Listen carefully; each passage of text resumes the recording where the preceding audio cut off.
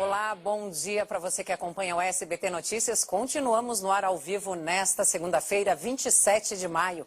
Eu sou a Analice Nicolau e te faço companhia a partir de agora. Aqui você fica bem informado durante toda a madrugada. Nossos repórteres estão pelas ruas de São Paulo e vão nos mostrar o que anda acontecendo na cidade nesse início de manhã. Fique aqui com a gente.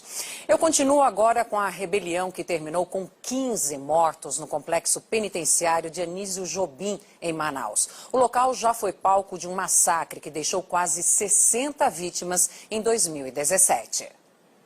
A movimentação policial foi intensa. Do lado de fora, familiares estavam em desespero. Eu ia entregar minhas coisas para ele lá e quando eu vi, estava todo mundo voltando, correndo lá de dentro. E eles pedindo para a gente sair, para a gente não entrar. E já estava todo mundo voltando.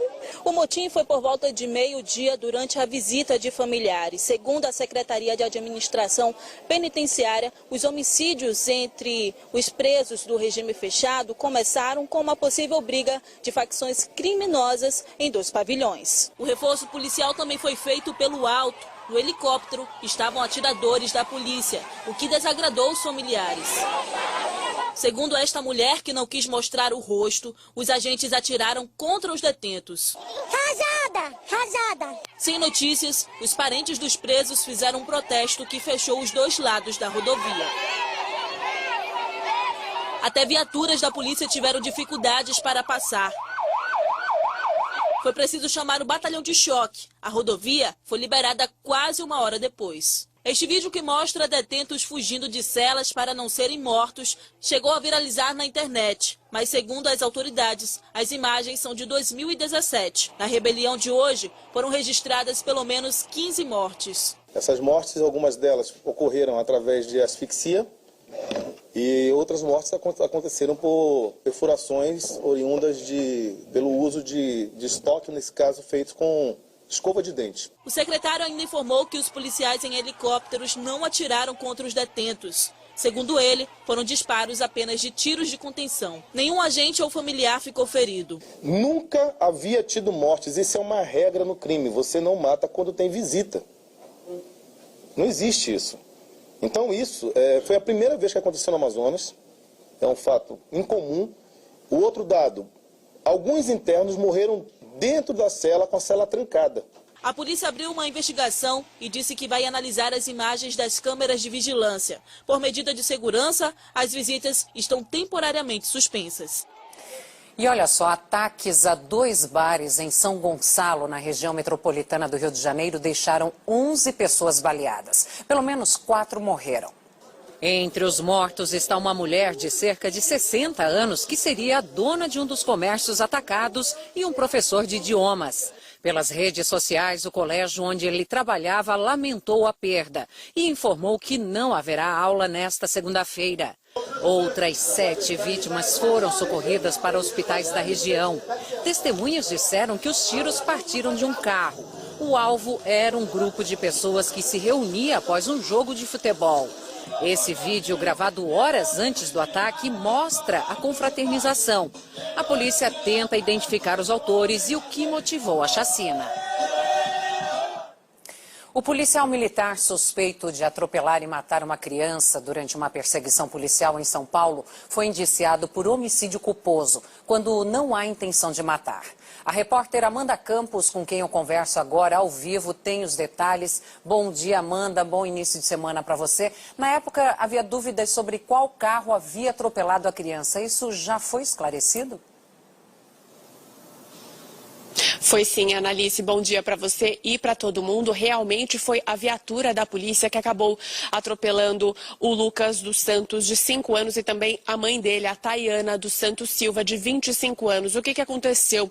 No último dia 20 de abril, esses dois estariam aí numa esquina ali do bairro Aricanduva, zona leste da cidade, quando a viatura policial com 2 homens estava perseguindo aí um carro popular com pelo menos 3 criminosos. Eles haviam assaltado assaltado uma padaria na rua Miguel Bastos Soares.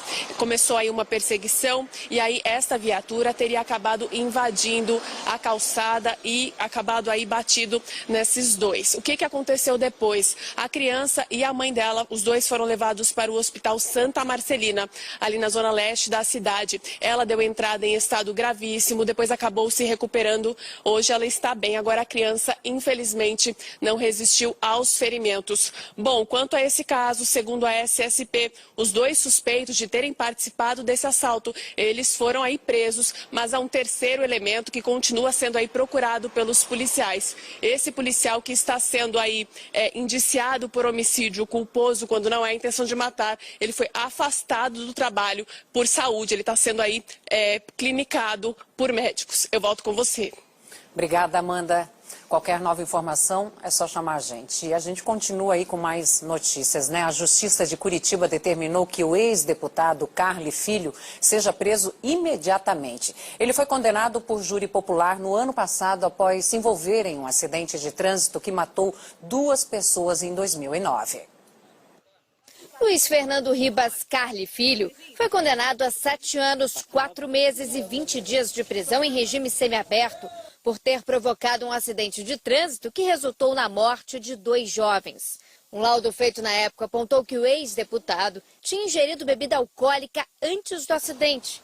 Segundo a reconstituição, o carro de Carli Filho teria decolado ao menos 10 metros antes de bater no automóvel em que estavam as vítimas.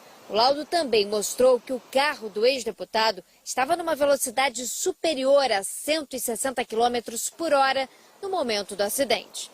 De acordo com a Justiça de Curitiba, Carli Filho deve se apresentar imediatamente à polícia. A defesa do ex-deputado informou que ele dará início ao cumprimento da pena o mais rápido possível e deve se apresentar já nos próximos dias.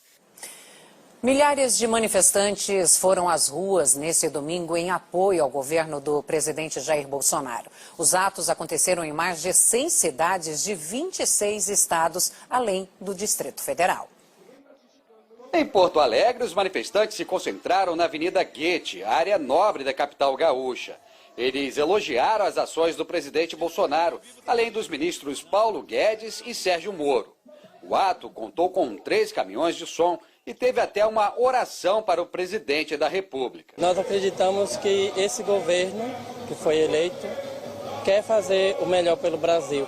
Em Brasília, 20 mil pessoas passaram pela esplanada dos ministérios, de acordo com a Secretaria de Segurança Pública do Distrito Federal. Com faixas e cartazes, os manifestantes pediram a aprovação da reforma da Previdência e do pacote anticrime proposto pelo ministro da Justiça, Sérgio Moro, que ganhou até um boneco vestido de super-homem. Em Belém, cerca de 3 mil manifestantes caminharam pelas ruas da cidade em apoio ao governo federal. A manifestação começou por volta das 9 da manhã na Estação das Docas, ponto turístico da capital paraense. Em São Paulo, os manifestantes ocuparam 7 quarteirões da Avenida Paulista. O protesto começou por volta das 2 da tarde em frente ao MASP. A todo instante, um carro de som executava o hino nacional. Tem que deixar agora o presidente governar. Presidente, sim. Ele quer mudar o nosso país, não vai virar uma Venezuela esse país. No Rio de Janeiro, o protesto foi na Avenida Atlântica, na orla de Copacabana, na zona sul da cidade. Vestidos de verde e amarelo e com bandeiras do Brasil, os manifestantes ocuparam cerca de 7 quadras do bairro.